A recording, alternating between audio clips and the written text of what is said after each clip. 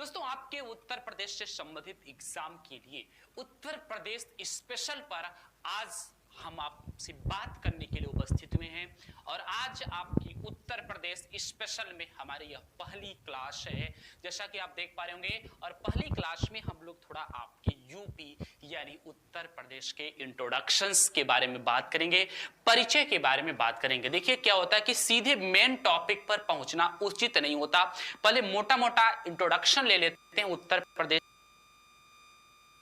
से संबंधित। और याद रखिएगा हर क्लास की पीडीएफ एंड टेस्ट आपको एकदम तय समय पर मिलेगा। हर क्लास की पीडीएफ और टेस्ट आपको एकदम तय समय पर मिलेगा और आप एकदम शानदार तरीके से इसको करने का प्रयास करेंगे। तो दोस्तों आज हम लोग बात करेंगे उत्तर प्रदेश स्पेशल। देखिए उत्तर प्रदेश एक राज्य है, उत्तर प्रदेश का है एक राज्य है और वर्तमान उत्तर प्रदेश अगर आप जानने का प्रयास करेंगे तो 24 जनवरी 1950 को स्थापित होता है। उत्तर प्रदेश की स्थापना या राज्य की स्थापना कब होती है? 24 जनवरी 1950 को। अच्छा 24 जनवरी को उत्तर प्रदेश दिवस होता है, लेकिन सर्वप्रथम उत्तर प्रदेश दिवस मनाया कब गया? अगर यह प्रश्न पूछ ले तो उत्तर प्रदेश दिवस आपको पहली बार मनाया गया 2018 में।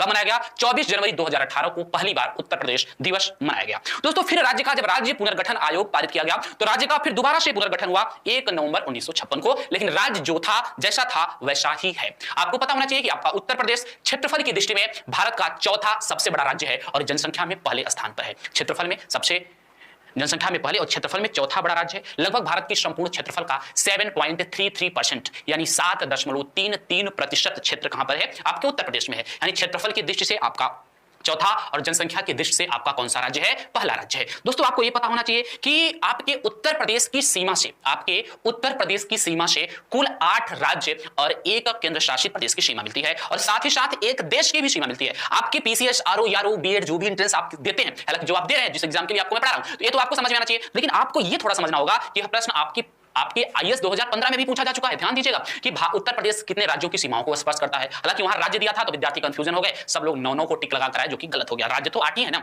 एक केंद्र शासित प्रदेश ही है और जितनी भी सारी चीजें यहां से हम लोग लेंगे। और एक चीज, एक देश की भी सीमा को स्पर्श करता है। कौन से देश की सीमा को स्पर्श करता है? तो नेपाल की सीमा को स्पर्श करता है। अच्छा अभी आप कहेंगे सर आप ये बता दीजिए कि नेपाल की सीमा को कौन कौन सी जिले स्पर्श करते हैं, तो मैं आपको नहीं बताऊंगा। पूछिए क्यों नहीं बताऊंगा? मैं आपको इसलिए नहीं बताऊंगा दोस्तों क्योंकि जब हम भौगोलिक दृष्टिकोण पढ़ेंगे उत्तर प्रदेश की तब वहां पर बहुत डिटेल में चीजें देखेंगे। आज एकदम इस क्लास 2-3 क्लास में सिर्फ इंट्रोडक्शंस की बात करेंगे, कितनी विधानसभा सीटें हैं, कितनी लोकसभा सीटें हैं, कौन सा आपका राष्ट्रीय आपकी राजकीय भाषा कौन सी है, हिंदी को राजकीय भाषा का दर्जा कब दिया गया, दूसरी राजकीय भाषा उर्दू है, उर्दू को कब दिया गया, चिन्ह क्या है, प्रतीक चिन्ह क्या है, कब अपनाया गया, कैसे अपनाया गया, कितने जिले हैं, कितनी तहसीलें हैं, कितने मंडल संभाग हैं, सबसे बड़े बड़े मंडल कौन है, सबसे छोटे छोटे मंडल कौन है, इन सब पर बहुत ही शानदार से बातें होंगी। बात हम लोग उत्तर प्रदेश की कर रहे हैं। तो दोस्तों उत्तर प्रदेश स्पेशल उत्तर प्रदेश के परिचय से संबंधित बातें आज की इस क्लास से स्टार्ट हो रही हैं, तो एकदम शांति से सुनिएगा। सारी चीजों का प्रयोग मैं आपके लिए करूंगा, ग्राफ्स का भी प्रयोग करूंगा, मैप की भी जहां आवश्यकता, हालांकि परिचय में मैप की कोई आवश्यकता नहीं है तो मैप हमने नहीं रखा है। एक एक चीज मैं आपको सारी चीजें पढ़ाने का प्रयास करूंगा, बताने का प्रयास करूंगा। मुझे उम्मीद है कि मैं आपके लिए अच्छा कर पाऊंगा, लेकिन आपका सपोर्ट भी जरूरी है। ठीक है दोस्तों, कोई बात नहीं। चलिए शुरू करते हैं आज का शानदार सा सेशन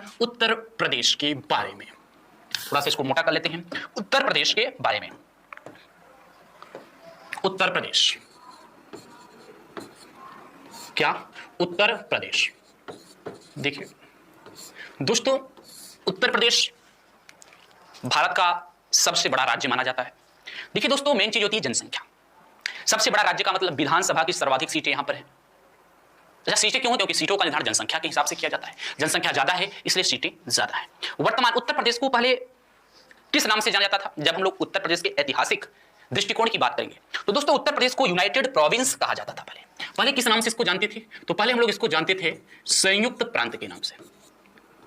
उसके पहले कुछ और नाम, अवध संयुक्त प्रांत था, अवध आगरा संयुक्त प्रांत था, लेकिन संयुक्त प्रांत। लेकिन वर्तमान उत्तर प्रदेश की स्थापना, जो वर्तमान आपका उत्तर प्रदेश है, वर्तमान उत्तर प्रदेश, तो अगर आपसे पूछा जाए कि सर वर्तमान उत्तर प्रदेश की स्थापना कब किया गया, तो दोस्तों वर्तमान उत्तर प्रदेश की जो स्थापना हुई, क्या हुई? स्थापना हुई, यह होती है 24 जनवरी 1950 को। कब होती है? 24 जनवरी 1950 को होती है। और आपको एक चीज और पता होना चाहिए कि 24 जनवरी से संबंधित कौन कौन सी चीजें आपके लिए इंपॉर्टेंट है। क्या इंपॉर्टेंट है? 24 जनवरी के ही दिन आपको पता होना चाहिए 1950 में संविधान सभा में एकत्रित होकर लोगों ने क्या किया था? संविधान पर हस्ताक्षर भी करने का प्रयास किया था, अलग बात है। तो 24 जनवरी 1950 को उत्तर प्रदेश की स्थापना होती है और इसीलिए हर साल ये 24 जनवरी को उत्तर प्रदेश का स्थापना दिवस मनाया जाता है। 24 जनवरी को क्या मनाया जाता है? स्थापना दिवस। याद रखिएगा 24 जनवरी को स्थापना दिवस मनाया जाता है। 24 जनवरी को पहली बार कब मनाया गया? तो पहली बार, तत्काल की घटना इसलिए इंपॉर्टेंट है, तो पहली बार जो आपका स्थापना दिवस मनाया गया बाबू वह 24 जनवरी 2018 को मनाया गया। कब मनाया गया? 24 जनवरी 2018 को मनाया गया आपका स्थापना दिवस, जब आपके योगी आदित्यनाथ जी उत्तर प्रदेश के मुख्यमंत्री बनते हैं। तो पहली बार उत्तर प्रदेश की स्थापना दिवस कब मनाया गया? अगर आपके एग्जाम में प्रश्न आता है तो आप गलत नहीं करोगे। कब मनाया गया? 24 जनवरी 2018 को। देखिए दोस्तों, राज्य पुनर्गठन आयोग पारित किया गया और 1 नवंबर 1956 को उत्तर प्रदेश का पुनर्गठन किया गया। ध्यान दीजिएगा, यहां स्थापना तो 1950 को होती है, लेकिन आपको पता होना चाहिए 1 नवंबर 1956 को उत्तर प्रदेश का पुनर्गठन किया जाता है। 1 नवंबर 1956 को उत्तर प्रदेश का क्या होता है? पुनर्गठन होता है। 1 नवंबर 1956 को उत्तर प्रदेश का क्या होता है? पुनर्गठन होता है। दोस्तों, अगर हम बात करें भारत में उत्तर प्रदेश के स्थान की, तो क्षेत्रफल में उत्तर प्रदेश आपका चौथा नंबर पर है। क्षेत्रफल में उत्तर प्रदेश कौन से नंबर पर है? चौथे स्थान पर है, क्योंकि उत्तर प्रदेश का क्षेत्रफल 2,40,928 वर्ग किलोमीटर है। लगभग 2,40,928 वर्ग किलोमीटर है। 2,40,928 वर्ग किलोमीटर आपके उत्तर प्रदेश का क्षेत्रफल है। 2,40,928, और जो कि भारत देश के क्षेत्रफल का 7.33% है। भारत देश के क्षेत्रफल का कितना प्रतिशत है? 7.33%। कितना? 7.33%। अगर हम जनसंख्या की बात कर लें दोस्तों, ध्यान दीजिएगा, एक एक पॉइंट को समझना है, रटना नहीं है, आराम से पढ़ो। यूपी के हैं तो आपको यूपी के बारे में अच्छी जानकारी मैं दूंगा, ये मुझे उम्मीद है। फिर क्या है जनसंख्या के मामले में? जनसंख्या के मामले में उत्तर प्रदेश का स्थान प्रथम है। उत्तर प्रदेश का स्थान जनसंख्या के मामले में प्रथम है। बहुत से ऐसे उत्पादन हैं, इसमें भी पूछा जाता है कि उत्तर प्रदेश का स्थान कैसा है। जैसे पूछा जाएगा गन्ना में उत्तर प्रदेश का स्थान कितना है, गेहूं में पूछा जाएगा, दूध में पूछा जाएगा, आम में पूछा जाएगा। तो ऐसे सब उत्पादों में, आंवला में, अमरूद में, इन सब में उत्तर प्रदेश का स्थान क्या है? प्रथम स्थान पर। अभी मैं आपको बता देता हूं कैसे वह कौन कौन से उत्पाद हैं जिसमें उत्तर प्रदेश पहले स्थान पर है। ठीक है, तो चलिए आगे अब बात करते हैं। दोस्तों, उत्तर प्रदेश भारत का एकमात्र ऐसा राज्य है जो सर्वाधिक राज्यों की सीमाओं को स्पर्श करता है। मतलब यह उत्तर प्रदेश जो है सर्वाधिक राज्यों की सीमाओं को स्पर्श करने वाला राज्य है। लिख लीजिएगा, सर्वाधिक, यहीं से प्रश्न आपके मिलने शुरू हो जाएंगे दोस्तों। सर्वाधिक राज्यों के सीमाओं को स्पर्श करने वाला राज्य, सर्वाधिक राज्यों के सीमाओं को स्पर्श करने वाला राज्य, सर्वाधिक राज्यों के सीमाओं को स्पर्श करने वाला राज्य, स्पर्श करने वाला राज्य।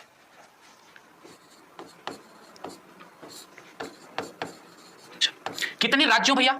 तो यहां पर ब्रैकेट में लिख लीजिएगा, यह 8 राज्यों, 8 राज्य प्लस एक यूनियन टेरिटरी, एक केंद्र शासित प्रदेश। 8 राज्य और एक केंद्र शासित प्रदेश। अच्छा, केंद्र शासित प्रदेश कौन है? दिल्ली है। कौन है? दिल्ली है। 8 राज्य और एक केंद्र शासित प्रदेश की सीमाओं को स्पर्श करता है। अब बेटा आपको और समझना चाहिए कि 8 राज्य हैं कौन कौन से, ये जानकारी भी आप तक पहुंचनी चाहिए। तो ये 8 राज्यों का नाम लिख लीजिए। सबसे पहले लिखिएगा हिमाचल प्रदेश। क्या लिखेंगे? हिमाचल प्रदेश। फिर लिखिएगा हरियाणा। हिमाचल प्रदेश के बाद हरियाणा, हरियाणा के बाद राजस्थान, राजस्थान के बाद एमपी यानी मध्य प्रदेश, मध्य प्रदेश के बाद छत्तीसगढ़, छत्तीसगढ़, छत्तीसगढ़ के बाद झारखंड। जब भौगोलिक दृष्टिकोण पढ़ाऊंगा तो एक एक बात बताऊंगा कि हिमाचल प्रदेश से भारत का कौन सा, सॉरी, उत्तर प्रदेश का कौन सा जिला लगता है, तो एक ही जिला लगता है, और कितने राज्यों से कौन से जिले हैं, कितने जिले हैं जो लगते हैं।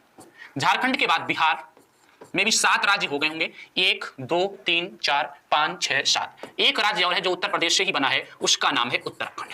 क्या नाम है? उत्तराखंड। तो ये 8 राज्य हैं जो उत्तर प्रदेश की सीमाओं को स्पर्श करते हैं। भारत का एकमात्र ऐसा राज्य जो 8 राज्यों की सीमाओं को स्पर्श करता है। क्या? 8 राज्यों की सीमाओं को स्पर्श करता है, और इसी में एक केंद्र शासित प्रदेश भी है और उसका नाम है दिल्ली। कौन सा? केंद्र शासित प्रदेश है दिल्ली। आपको यहां पर थोड़ा सा सतर्क रहना होगा। अगर आपके एग्जाम में पूछता है कि उत्तर प्रदेश की सीमा कितने राज्यों को स्पर्श करती है तो आपको 8 जवाब देना होगा। और अगर पूछता है कि उत्तर प्रदेश की सीमा कितने राज्यों और केंद्र शासित प्रदेश को स्पर्श करती है दोस्तों, तो आपको जवाब देना होगा 9। कितना जवाब देना होगा?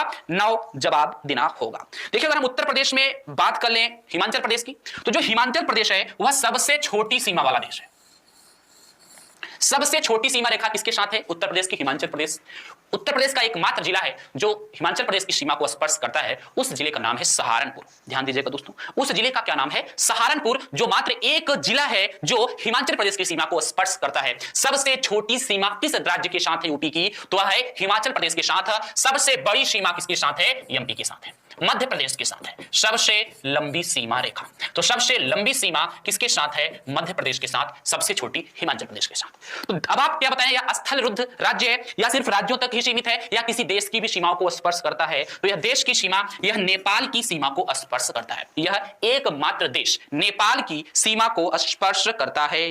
किसकी सीमा को स्पर्श करता है? नेपाल की सीमा को। इसका सीमावर्ती देश कौन है? इसका सीमावर्ती देश है नेपाल। इसका सीमावर्ती देश कौन है भैया? नेपाल है। बहुत अच्छी तरीके से एक एक बात पर हम लोग यहां पर देखने का प्रयास करें, ठीक है ना? तो चलिए, तो इसकी यह एकमात्र देश नेपाल की सीमा को स्पर्श करता है। अब प्रश्न पूछेंगे सर कितने जिलों को करता है? तो यहां इंट्रोडक्शन चला है, परिचय की बात चली। जैसे यूपी के भौगोलिक दृष्टिकोण की बात होगी तो वहां मैं आपको विस्तार से मैप के माध्यम से दिखाने का प्रयास करूंगा कि बेटा देखो यूपी का कौन कौन सा ऐसा जिला है जो नेपाल की सीमा को स्पर्श करता है। अभी याद कर लो, यह एकमात्र देश नेपाल की सीमा को स्पर्श करता है, यानी यूपी एकमात्र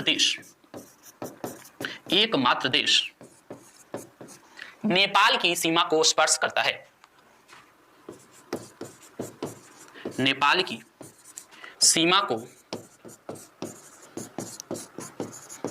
स्पर्श करता है। क्या करता है? नेपाल की सीमा को स्पर्श करता है।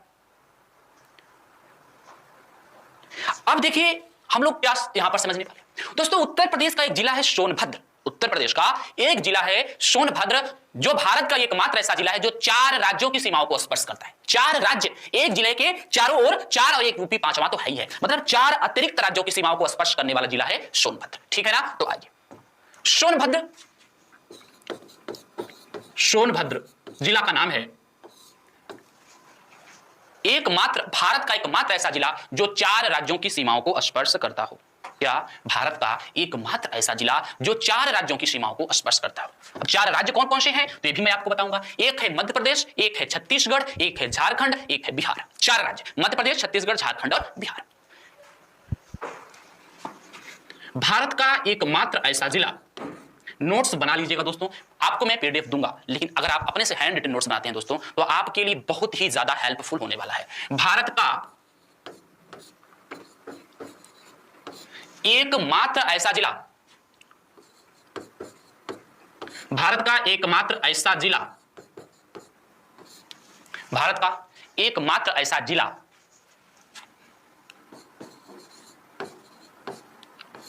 जो 4 राज्यों की सीमाओं को स्पर्श करता हो, जो 4 राज्यों की सीमा को स्पर्श करता है। सीमा को स्पर्श करता है, ठीक है ना? बहुत शानदार, 4 राज्यों की सीमा को स्पर्श करता है, बहुत सही। अच्छा, वह कौन सा है? वह कौन सा ऐसा जिला है भैया? तो जिले का नाम है सोनभद्र। अब 4 राज्य कौन कौन से हैं बेटा? तो 4 राज्य में सबसे पहले मध्य प्रदेश को लिख लो, एमपी, बिहार सर्वाधिक लिंगानुपात वाला राज्य, एमपी, सॉरी माफ कीजिएगा, सर्वाधिक जनसंख्या, sorry, MP, Bihar, Chhattisgarh, MP, Bihar, Chhattisgarh और एक और है राज्य, उस राज्य का नाम है झारखंड। एमपी, बिहार, छत्तीसगढ़ और झारखंड। बोलिए, समझ में आया? यह 4 राज्यों की सीमाओं को क्या करता है? स्पर्श करता है, 4 राज्यों की सीमाओं को। अब देखिए, एक प्रश्न और पूछा जाता है कि उत्तर प्रदेश में सबसे अधिक वर्षा वाला जिला कौन है और सबसे कम वर्षा वाला जिला कौन है? तो सबसे अधिक वर्षा वाला जिला है आपका गोरखपुर, पूर्वांचल, और सबसे कम वर्षा होता है जो राजस्थान के पास जिला है आपका मथुरा। क्या? मथुरा। ये आपको पता होना चाहिए। आपके गोरखपुर में जो वार्षिक वर्षा होती है लगभग 184.7 सेंटीमीटर के आसपास होती है। कितनी? 184.7 सेंटीमीटर के आसपास। और मथुरा में लगभग 54.4 सेंटीमीटर के आसपास वर्षा होती है। समझ में आया? तो उत्तर प्रदेश का सर्वाधिक वर्षा वाला जिला है आपका गोरखपुर, और उत्तर प्रदेश का न्यूनतम वर्षा वाला जिला है लखनऊ। कौन? मथुरा। मतलब एक पूर्वी और एक पश्चिमी। ठीक है, अभी राजस्थान के समीप है, वहां की मानसून की प्रवृत्ति या उस मानसून का प्रभाव वहां पे पड़ता है, जिसकी वजह से क्या होती है? वर्षा की मात्रा नहीं होती, कम होती है वर्षा।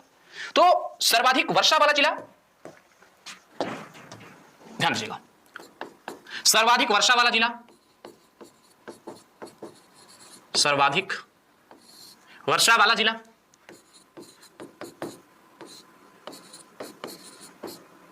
सर्वाधिक वर्षा वाला जिला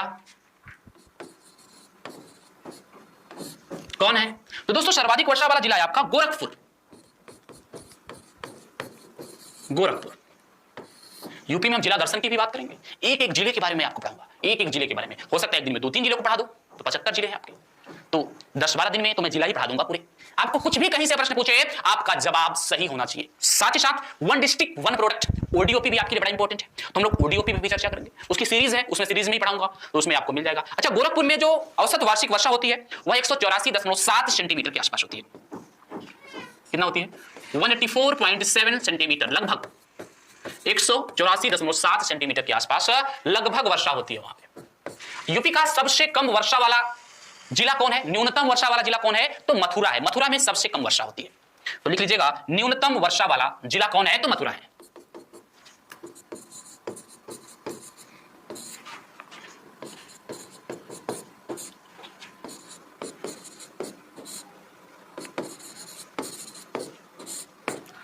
न्यूनतम वर्षा वाला जिला मथुरा। मथुरा की जो वर्षात होती है वार्षिक, वह मैंने बताया था कि 54.4 सेंटीमीटर के आसपास होती है। 54.4 सेंटीमीटर, 54.4 सेंटीमीटर के लगभग मथुरा में वर्षात होती है, जो कि न्यूनतम वर्षा वाला जिला है। अच्छा, अब भारत में प्रथम कौन कौन से उत्पादन में उत्तर प्रदेश का भारत में प्रथम स्थान है? आम के उत्पादन में है, अमरूद के उत्पादन में है, आलू के उत्पादन में है, गन्ना के उत्पादन में है, गेहूं के उत्पादन में है, आंवला के उत्पादन में है, पिपरमेंट के उत्पादन में है, हल्दी के उत्पादन में है, और साथ ही साथ रेल मार्ग की संख्या यहां पे ज्यादा है, बैंक के ब्रांचेस यहां पे ज्यादा है, और साथ ही डाक घरों की भी संख्या यूपी में क्या है? ज्यादा है। समझ में आया? तो भारत में प्रथम, उत्तर प्रदेश का भारत में प्रथम स्थान किस किस क्षेत्र में है, यह आपको पता होना चाहिए, और यहां से आपके एग्जाम में प्रश्न पूछे जाते हैं। तो उत्तर प्रदेश में भारत का प्रथम स्थान, उत्तर प्रदेश में भारत का प्रथम स्थान, सॉरी भारत में, माफ कीजिएगा बोलने का तरीका थोड़ा चेंज हो गया, भारत में उत्तर प्रदेश का प्रथम स्थान, भारत में उत्तर प्रदेश का प्रथम स्थान। ठीक है, तो भारत में यूपी का प्रथम स्थान किसमें किसमें है? तो लिख लीजिएगा भैया, आराम से लिख लीजिएगा। आम के उत्पादन में है, आलू के उत्पादन में है, आलू लिख दे रहा हूं क्या? आम, आलू, आंवला, आम, आलू, आंवला, अमरूद। अ वाले पहले लिख लो ताकि आपको याद रहे। आम, आंवला, आलू, अमरूद, गेहूं, गेहूं, और एक और दलहनी टाइप की फसल होती है मसूर, मसूर, हल्दी, हल्दी, पिपरमिंट, पिपरमिंट के उत्पादन में जिसको मेथाइल भी कहा जाता है, पिपरमिंट, पिपरमिंट, पिपरमिंट में भी प्रथम स्थान है। पिपरमिंट के बाद, पिपरमिंट के बाद आपका तरबूज खरबूज, तरबूज खरबूज में भी स्थान है। अब देखिएगा कुछ ऐसी सेवाएं हैं उसमें भी स्थान है, जैसे रेल मार्ग, बैंक शाखा और डाकघर। यह सबसे अधिक आपके उत्तर प्रदेश में है। यह थोड़ा अलग लिख लो, ये सेवा, ये भारतीय सेवाओं में भी प्रथम स्थान, मार्गों की संख्या सबसे अधिक ज्यादा है, मतलब लंबाई, बैंक शाखाओं की संख्या और डाकघरों की संख्या। तो यह रेल मार्ग में,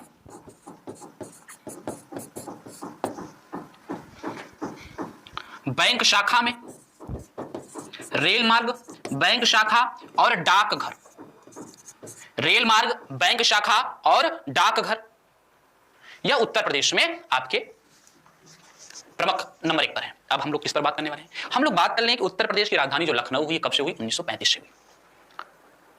उत्तर प्रदेश का भाषा, उत्तर प्रदेश की राजकीय भाषा, तो देखिए दोस्तों 1947 में हिंदी को उत्तर प्रदेश की राजकीय भाषा बनाया गया और द्वितीय भाषा उर्दू को बनाया गया 1989 में। और यह प्रश्न यूपी पीसीएस में पूछा जा चुका है कि उर्दू को उत्तर प्रदेश की द्वितीय भाषा कब बनाया गया? तो 1989 में द्वितीय भाषा बनाया गया। कब बनाया गया? 1989 में।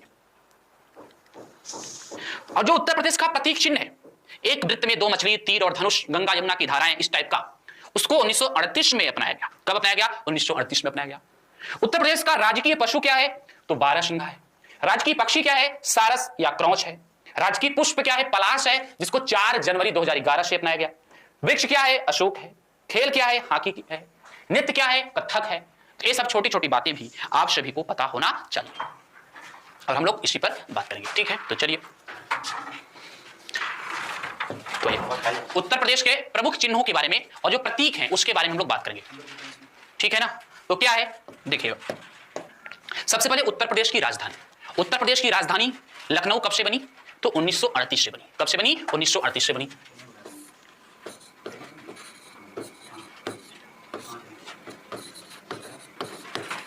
उत्तर प्रदेश की राजधानी, उत्तर प्रदेश की राजधानी कौन नहीं जानता? लेकिन मुद्दा यह है ना कि अगर पूछे कि लखनऊ बनी कब, तो यह 1935 से स्थापित है। कब से? 1935 से। कुछ कंडीशंस होते हैं आपको पता होना चाहिए। ये मुद्दा वो नहीं है लखनऊ, मुद्दा 1935 है। 1935 से स्थापित,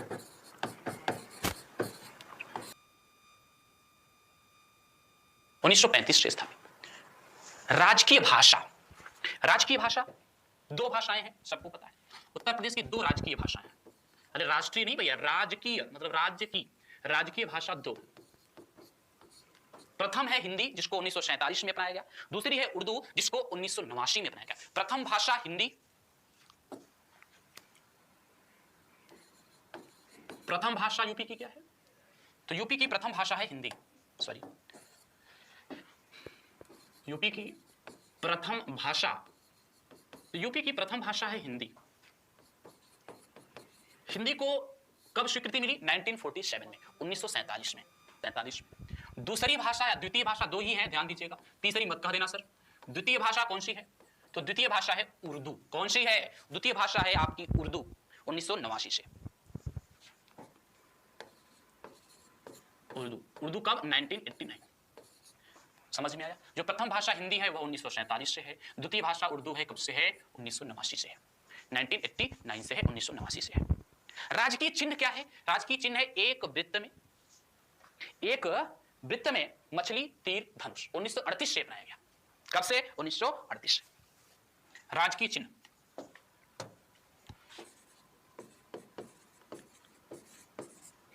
मोटी मोटी जानकारी अगर आपको हो जाएगी तो आपको लगेगा ना कि हाँ, अब हम यूपी में कुछ और सीखेंगे। छोटी छोटी चीजें नहीं पता होंगी तो बेसिक्स नॉलेज आपको पता होना चाहिए, इसलिए इंट्रोडक्शन का टॉपिक हर सब्जेक्ट में पढ़ाया जाता है। तो राजकीय चिन्ह क्या है? सिंबल क्या है? एक वृक्ष में मछली और तीर धनुष। देखा होगा आपने, हर जगह देखा होगा, दिखाऊंगा सब आपको।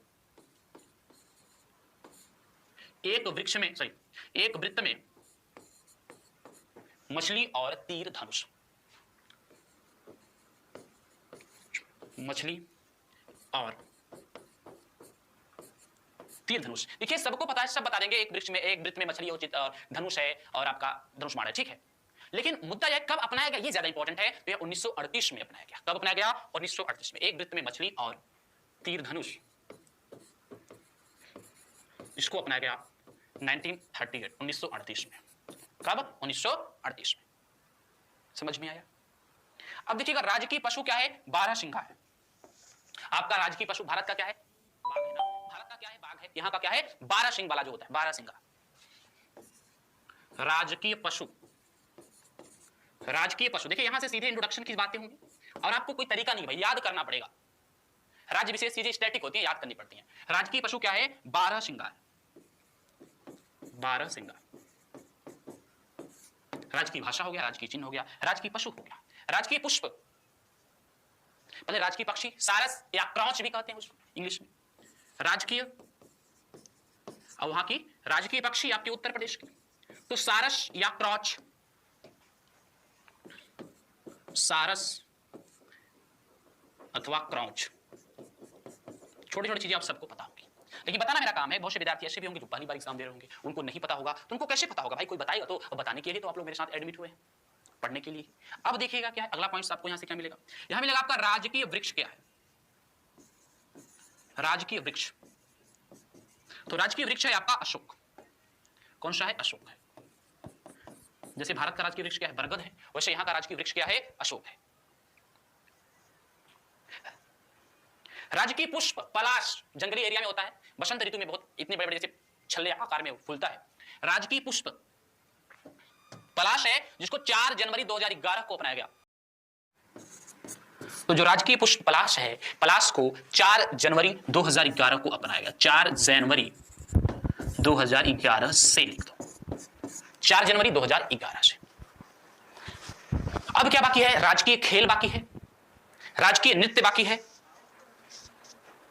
और उसके बाद भी उसको लिख लेते हैं। तो बताइएगा,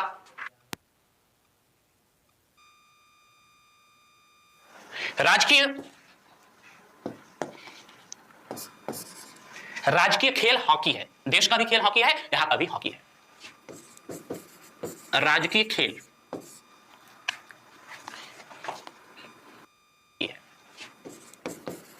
राजकीय खेल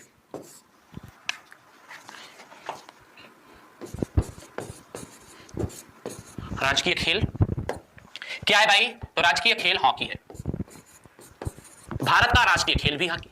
राजकीय नृत्य क्या है, कथक है। बहुत बार बार एग्जामों में पूछा गया प्रश्न है, राजकीय नृत्य क्या है, तो कथक है। राजकीय नृत्य, राजकीय नृत्य होगा कथक।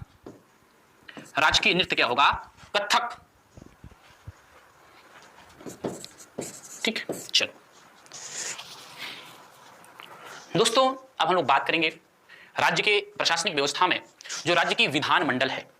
तो उत्तर प्रदेश की जो विधानमंडल है वह द्विसदनात्मक है। क्या है, द्विसदनात्मक है। यहां पर 2 सदन है, एक विधान परिषद है और एक विधानसभा है। क्या है, एक विधान परिषद है और एक विधानसभा है। दोस्तों, यहां पर विधानसभा का जो प्रथम गठन हुआ था वह हुआ था जुलाई 1937 में। विधानसभा का प्रथम गठन कब हुआ था, जुलाई 1937 में हुआ था, और गोविंद बल्लभ पंत यहां के प्रथम मुख्यमंत्री चुने गए थे। विधानसभा का गठन हुआ था कब, 1937 में, और गोविंद बल्लभ पंत, याद रखिएगा, यह आपके उत्तर प्रदेश के प्रथम मुख्यमंत्री हैं और स्वतंत्र भारत में भी यूपी के प्रथम मुख्यमंत्री हैं, दोनों गोविंद बल्लभ पंत। और स्वतंत्रता के बाद विधानसभा का गठन कब हुआ था, यह हुआ था 8 मार्च 1952 को। स्वतंत्रता के बाद 8 मार्च 1952 को हुआ था। स्वतंत्रता के पहले जुलाई 1937 में हुआ था। दोनों के दोनों बार यहां के मुख्यमंत्री गोविंद बल्लभ पंत चुने गए थे। अब याद रखिएगा, विधानसभा में कुल 404 सीटें हैं, जिसमें से 403 सीटों पर चुनाव होता है, और एक एग्लो इंडियन अगर नहीं है तो एक राज्यपाल के द्वारा एग्लो इंडियन के चुनने की भी व्यवस्था की गई है। क्या की गई है, एग्लो इंडियन के भी चुनने की व्यवस्था की गई है। तो ये बात हम लोग सीखेंगे, ठीक है ना। तो चलिए, अब क्या हुआ, पहले 425 थी, 2000 तक 425 थी। जब आपका उत्तर प्रदेश उत्तराखंड एक था, उत्तराखंड आपका यूपी में था, तो पहले 425 थी। आपके एग्जाम में यह भी प्रश्न पूछा जा सकता है, ठीक है।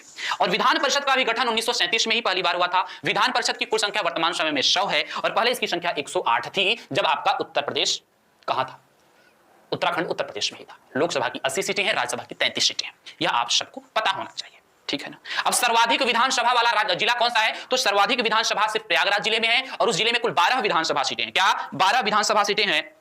और दोस्तों, श्रावस्ती, महोबा और चित्रकूट, मात्र 3 ऐसे जिले हैं, श्रावस्ती, महोबा और चित्रकूट, जहां पर विधानसभा की 2-2 सीटें हैं। विधानसभा की 2-2 सीटें हैं। लोकसभा की 80 और राज्यसभा की 31 सीटें आपके उत्तर प्रदेश में है। जो प्रशासनिक व्यवस्था या प्रशासनिक ताना बाना से संबंधित चीजें हैं, हम लोग उस पर बात करें, जो प्रशासनिक ताना बाना से संबंधित चीजें, ठीक है। तो चलिए शुरू कर लेते हैं। एक लिख लेते हैं सामान्य परिचय में, विधानमंडल। यहां का जो विधानमंडल है,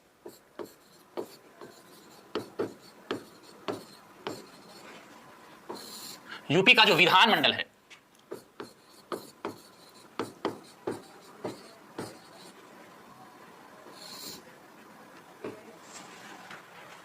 यह द्विसदनीय है। विधानमंडल कैसी है, द्विसदनीय है।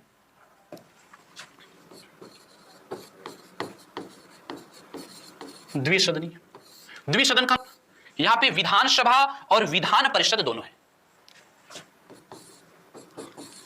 विधानसभा और Vidhan Parishad, legislative assembly and legislative council, दोनों पाए जाते हैं यहाँ पे। लेजिस्लेटिव काउंसिल भी है और लेजिस्लेटिव असेंबली भी है, विधानसभा और विधान परिषद। ध्यान दीजिएगा, विधानसभा और विधान परिषद। दोस्तों विधानसभा का प्रथम गठन किया गया जुलाई 1937 में। इसका प्रथम गठन कब हुआ? इसका प्रथम गठन हुआ जुलाई 1937 में, जुलाई 1937 में। विधान परिषद का भी गठन हुआ पहली बार 1937 में। लेकिन अगर पूछ ले स्वतंत्र भारत में, तब आप यहां पे परेशान हो जाएंगे। विधानसभा का गठन स्वतंत्र भारत में, क्या स्वतंत्र भारत में? तो विधानसभा का गठन स्वतंत्र भारत में कब हुआ? तो स्वतंत्र भारत में 8 मार्च 1952 को हुआ। कब गठन किया गया? 8 मार्च 1952 को। ध्यान दीजिएगा, 8 मार्च 1952 को गठन किया गया किसका? विधानसभा का, स्वतंत्र भारत में। कुल सीटें कितनी हैं विधानसभा की? कुल सीटें कितनी हैं? तो कुल सीट जो विधानसभा की है वह है 404, जिसमें 403 पर होता है चुनाव यानी निर्वाचन होता है, और एक सीट पर एग्लो इंडियन का मनोनयन होता है। एग्लो इंडियन का मनोनयन, ठीक, समझ में आया? अब देखिए पहले कितनी थी? जब आपका उत्तर प्रदेश और उत्तराखंड दोनों एक ही था, जब आपका उत्तर प्रदेश और उत्तराखंड दोनों एक ही था, यानी लिख सकते हैं सन 2000 तक, सन 2000 तक 425 सीट थी। कितनी थी? 425 सीट थी। अब आइए विधान परिषद की बात कर लेते हैं। विधान परिषद की जो कुल सीट है वह है 100। विधान परिषद की कुल सीट कितनी है? तो विधान परिषद की कुल सीट है 100। लेकिन सन 2000 तक यानी उत्तराखंड के अलग न होने तक इसकी सीटें कितनी थी? 108 थी। कितनी थी बाबू? 108 थी। समझिएगा, कितनी सीटें? 108। बहुत शानदार।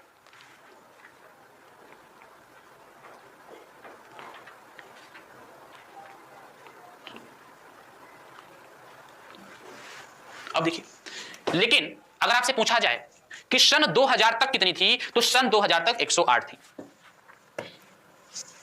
ये भी घुमाकर पूछते भाई, सन 2000 तक 108 सीट, ठीक, सन 2000 तक 108 सीट। आपको पता होना चाहिए पूरे भारत में विधानसभा, विधान परिषद, लोकसभा, राज्यसभा सबसे अधिक सीटें कहां हैं? आपकी उत्तर प्रदेश में ही हैं। उत्तर प्रदेश में लोकसभा सीटों की कुल संख्या कितनी है? उत्तर प्रदेश में लोकसभा सीट, उत्तर प्रदेश में लोकसभा की 80 सीटें हैं, मतलब जो सांसद बनते हैं लोकसभा के सांसद, और राज्यसभा के की जो सीटें हैं उत्तर प्रदेश में वह 31 सीट है। राज्यसभा की सीट कितनी है? 31 सीट है।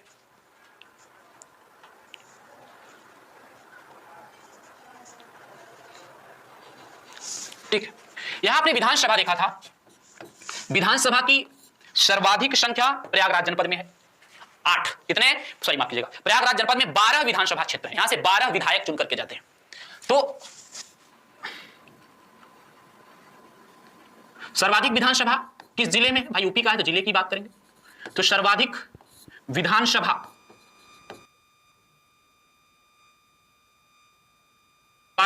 आपके प्रयागराज जनपद में, प्रयागराज जिसका पुराना नाम इलाहाबाद है। तो प्रयागराज में कुल कितनी है? 12। और न्यूनतम में आपके 3 जिले एक साथ आएंगे, श्रावस्ती, महोबा और चित्रकूट, जहां पर मात्र 2-2 विधानसभा की सीटें हैं। श्रावस्ती, महोबा और चित्रकूट में न्यूनतम विधानसभा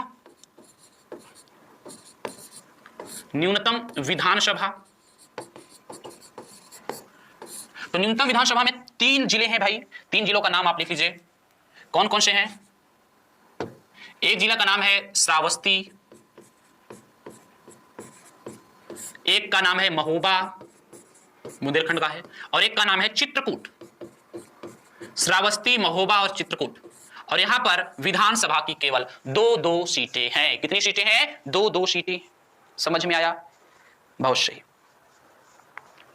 अब देखिए संभाग की बात कर ले, मंडल। तो दोस्तों उत्तर प्रदेश में कुल 18 मंडल हैं।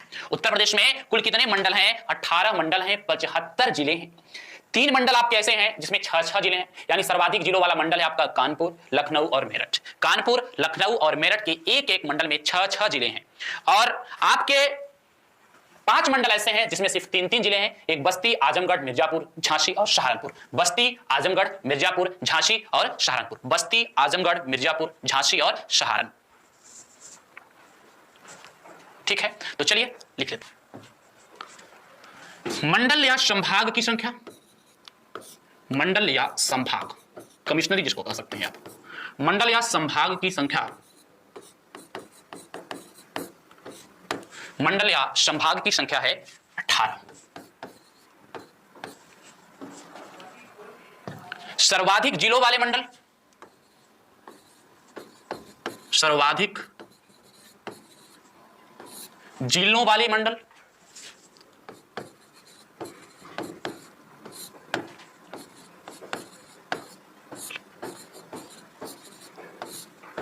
सर्वाधिक जिलों वाले मंडल 3 मंडल हैं, लखनऊ, कानपुर और मेरठ। लिख लेना, लखनऊ, कानपुर और मेरठ। लखनऊ, कानपुर और मेरठ। कितने कितने जिले? 6-6 जिले। एक मंडल में 6-6 जिले हैं भाई। हाँ, आपको पता होगा आपके मंडल में कुल कितने जिले हैं। न्यूनतम जिलों वाले मंडल 5 हैं, बस्ती, आजमगढ़, झांसी, मिर्जापुर, सहारनपुर। न्यूनतम जिलों वाले मंडल, न्यूनतम जिलों वाले मंडल। तो अगर हम न्यूनतम जिलों वाले मंडल की बात करें तो 5 ऐसे मंडल हैं। कौन कौन से? श्रावस्ती, बस्ती, आजमगढ़, मिर्जापुर, सहारनपुर और झांसी। बस्ती, आजमगढ़, मिर्जापुर, सहारनपुर,